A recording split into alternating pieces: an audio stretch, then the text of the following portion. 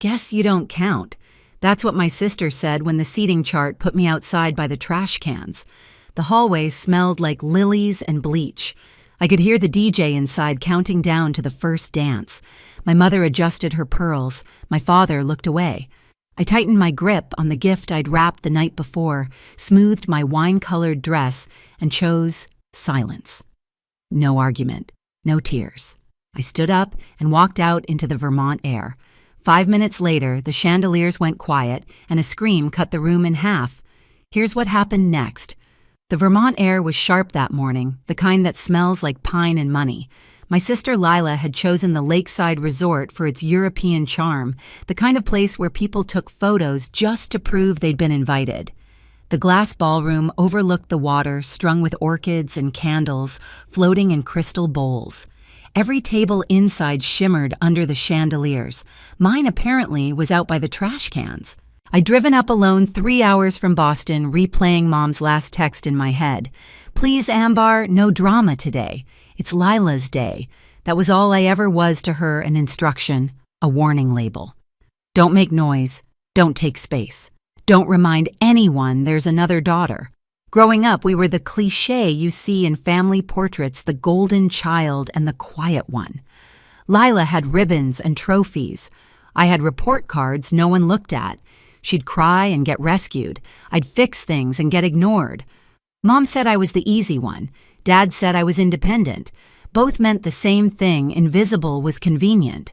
The last time I saw them all together was Thanksgiving 3 years ago. I remember the house smelling like burnt pie crust and lemon cleaner. Lila was in Portugal with her new boyfriend, and for once the air felt light. Mom asked me to grab an old photo album from her vanity drawer.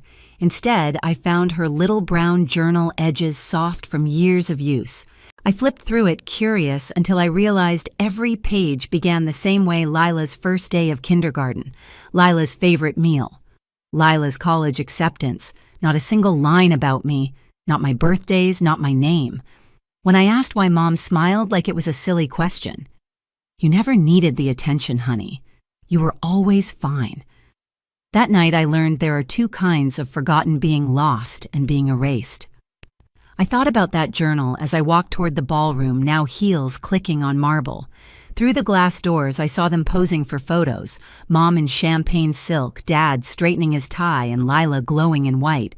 She looked back, once saw me, and smiled the same way people smile at store clerks they won't remember. The coordinator intercepted me with her clipboard. "You're Ms. Hayes?" she asked. "Yeah." Her polite smile faltered when she found my name. "You're listed for hallway seating." I laughed, waiting for her to correct herself. She didn't. Hallway seating, next to the trash cans. I followed her hand toward the small folding table by the service doors. From there, I could see the entire ballroom, every sparkle, every laugh, but there was a wall between us, literal and otherwise. I set my gift on the table, a small silver-wrapped box I'd spent hours picking out, and stared through the glass. Inside, Lila was raising her glass for a photo, Mom adjusting her veil. Outside, I sat in the cold draft and told myself the same lie I'd told for years. It's fine. You don't need them. But the truth was pressing against my chest, quiet and solid. Maybe I didn't need them. But that didn't mean they had the right to treat me like I never existed. I tried to disappear into the background like always, but the hallway wasn't quiet. Staff came and went through the service door, wheeling bins of melting ice, laughing under their breath. Every time it swung open, I caught flashes of the ballroom chandeliers glittering. Dresses swaying, my mother's hand on Lila's shoulder like a crown of approval. Then the laughter shifted. I looked up and saw Lila walking toward me, bouquet in one hand, veil trailing behind, like smoke. She stopped just short of the doorway, her reflection doubled in the glass, two versions of her, one adored inside, one cruel outside. "Well," she said, tilting her head, "looks like they finally figured out where you belong." I blinked. "What's that supposed to mean?" She smiled, that half smile I'd seen since childhood, the one she used before stealing the spotlight. "Guess you don't count." The words landed so softly I almost missed how sharp they were. "Guess you don't count." Like it was math, like I was a miscalculation. For a second I said nothing. My throat went dry, the kind of dryness that comes from swallowing too much pride. Behind her, the photographer was calling Bride, "We need you back in the shot." She didn't move. She wanted me to react to cry, to beg, to prove her point. I didn't. I just looked at her, long enough for her smile to twitch. "You know," I said quietly, "there's always been space for both of us. You're the one who keeps shrinking it." Her eyes narrowed. "Oh, please, Ambar. Not everything's about you. This is my day. You could at least pretend to be happy for once." I let out a small laugh, the kind that sounds like air escaping from a crack. "You made sure I couldn't even sit in the same room. What exactly am I celebrating?" For a moment, the mask slipped. I saw a flicker of something fear, maybe. Then she straightened, lifting her chin. "You always twist things. Maybe Mom was right. You make everything difficult, Mom." The name hit harder than I wanted it to. I pictured that brown notebook again, every page filled with Lila's life and none of mine. "I'm not difficult," I said. "You just never like that I see things the way they are." She rolled her eyes. "You sound just like Dad, pathetic and bitter. Face it, Ambar, nobody needs your approval. Not here, not ever." She turned on her heel, leaving a trail of perfume and disdain. I watched her go, her white gown brushing the floor, and felt the familiar burn behind my eyes. But this time, it didn't hurt the same way. It burned cleaner. When the door closed behind her, I picked up the small silver box from the table, the gift I'd chosen the night before, wrapped in quiet patience. I traced the ribbon once, then slipped it into my bag. If they didn't want me inside, fine, but I wasn't leaving empty-handed. Not this time.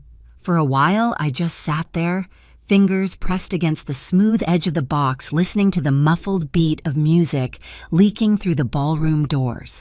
It was supposed to be their first dance. A perfect picture. I imagined Mom wiping tears, Dad clapping awkwardly, Lila basking in the applause. The same scene I'd watched my whole life from the edges. But edges cut. I stood up slowly. My reflection caught in the glass panel, still composed, maybe even graceful if you didn't look too closely. Inside the bag, the silver gift felt heavier than it should. I had wrapped it carefully the night before, tying the ribbon tighter than necessary. It wasn't just a present. It was proof, something that could shatter the image Lila built out of lies. 3 weeks earlier, I'd run into one of her old co-workers in Boston. A harmless lunch turned into a confession. Lila had been bragging for months about marrying Rich, about how easy it was to make Noah trust her. "He's sweet," she'd said, "but naive. A few fake tears and I get the house, the money, the last name." She'd laughed. My coffee went cold. I hadn't planned to use that information. Until today. Before leaving the hallway, I walked back to the reception table near the ballroom entrance.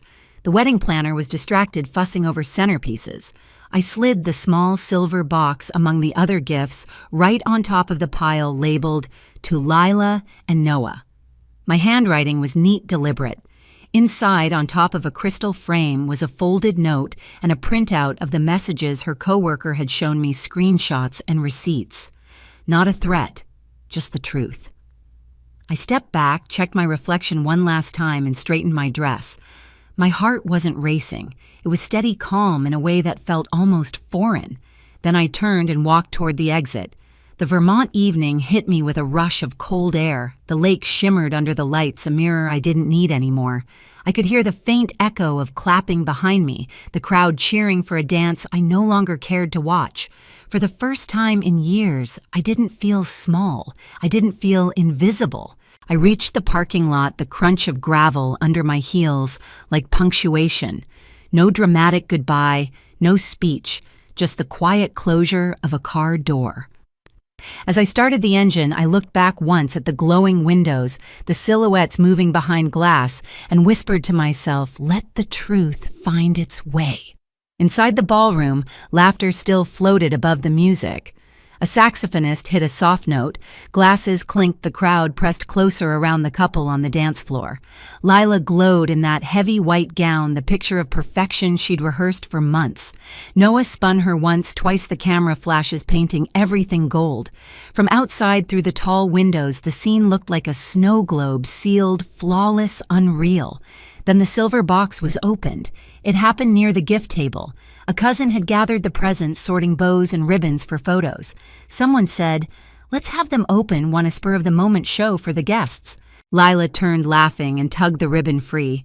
The paper fell away, the lid lifted, and inside lay the crystal frame and beneath it the folded note. Her hand hesitated. "What's this?" Bussa leaned over. The note slid loose and landed face up on the table.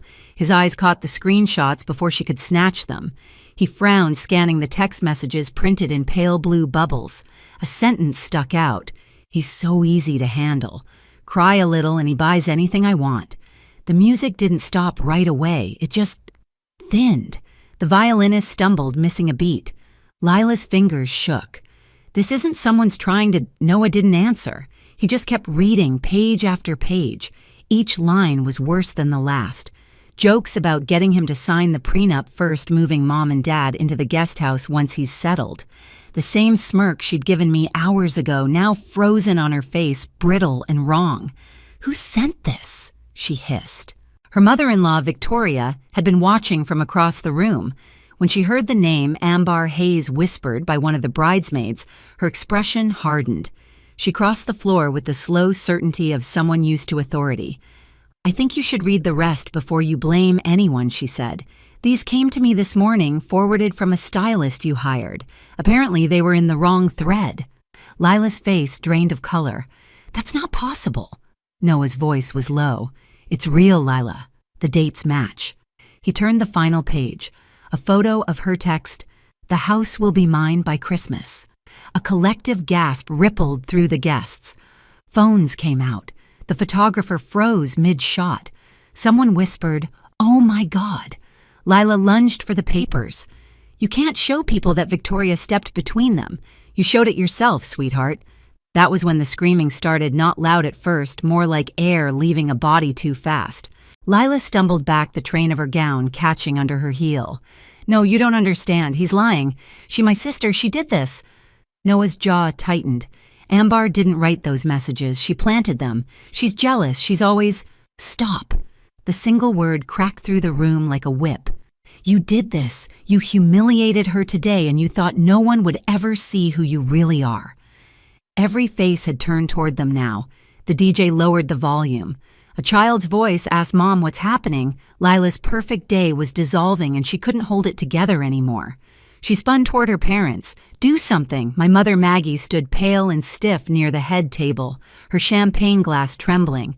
My father looked at the floor, lips pressed tight. For once, neither defended her. "You knew," Noah said quietly, his voice shaking now. "You knew exactly what you were doing." He reached into his jacket, pulled out a folded document, and set it on the table. "This is an annulment petition. I already signed it." Lila stared at the paper like it was a live wire. Noah, you can't humiliate me like this." "I'm not humiliating you," he said. "You did that yourself." Someone turned off the music entirely. The room fell into a silence so deep it buzzed in people's ears. Then came the sound the guests would remember, crystal shattering as the frame hit the floor. Her voice cracked. "She's behind this, Ambar's behind all of it." Victoria exhaled slowly. "Funny. The only thing your sister did was tell the truth." Outside, I'd stopped by the car engine, idling. The glow from the ballroom windows flickered across the lake. I couldn't hear every word, but I heard the scream. It came sharp and high, echoing across the water, followed by the dull thud of a chair tipping. The sound I'd waited my whole life to hear, not out of cruelty, but closure. Inside, Lila's mascara streaked down her cheeks. "You'll regret this," she shouted, voice breaking. Noah turned away, shoulders heavy. "No, Lila, you will." He walked off the dance floor, followed by Victoria, the crowd parting around them like a tide. Mom reached for Lila's arm. "Sweetheart, maybe we should step outside."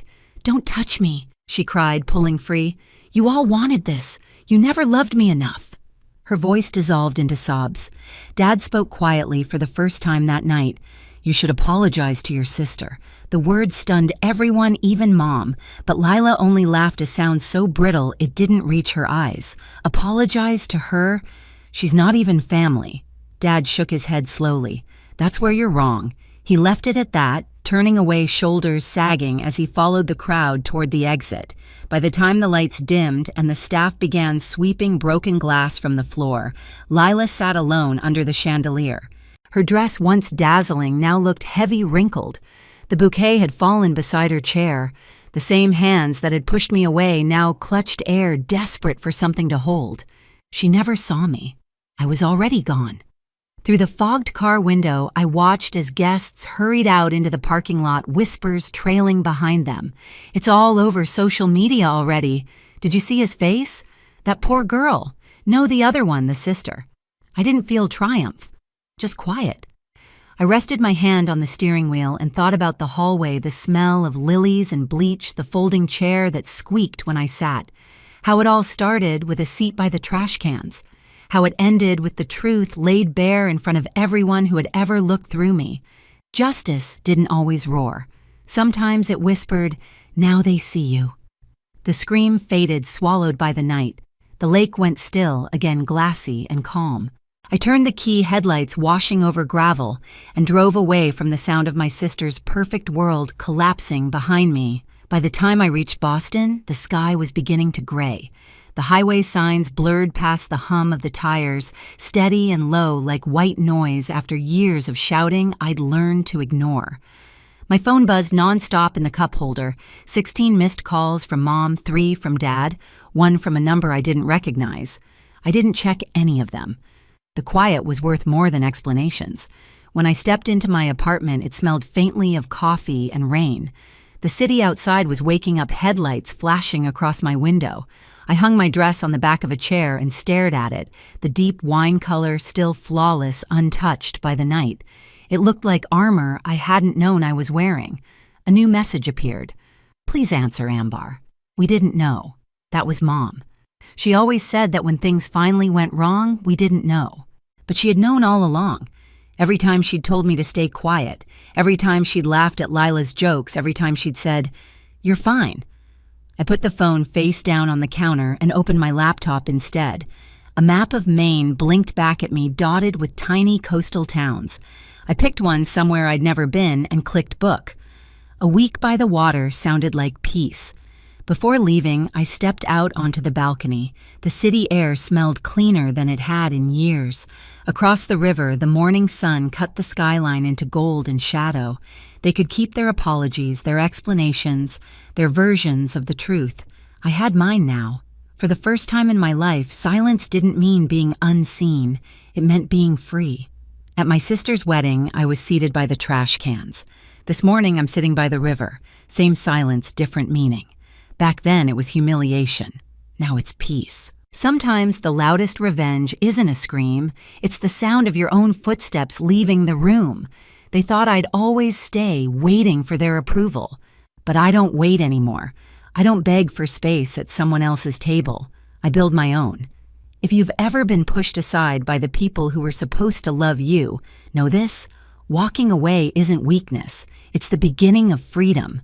Tell me, have you ever had to walk away from your own family? Share your story below and stay for the next one.